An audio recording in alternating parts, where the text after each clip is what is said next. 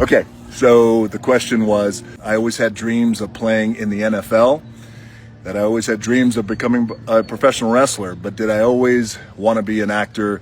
Was that the goal? Was that my dreams? And the answer to that is yes. When I was 8 years old, we were living in Charlotte, North Carolina, and Raiders of the Lost Ark just came out. And I was so super pumped for that movie, just like so many of you were. I'm there in the theater, opening weekend. It's sold out. I'm sitting in the front row.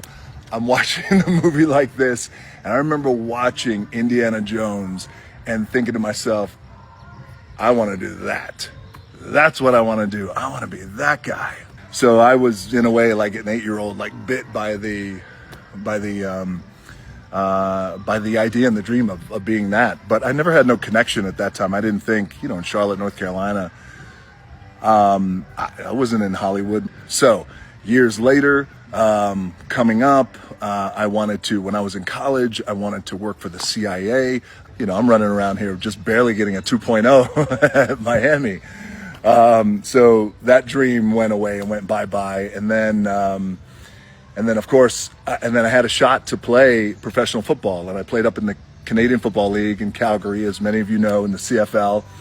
I never made it to the NFL, and that was my dream. That was my ticket out. That was my dream. Like, I always thought I was going to become a pro football player and play for the Giants and win a Super Bowl, and play on a Super Bowl winning defense.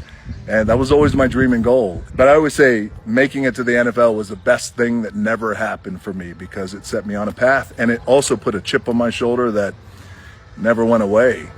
It's still right there. Of course, I went on to become a professional wrestler, which the rest is history there.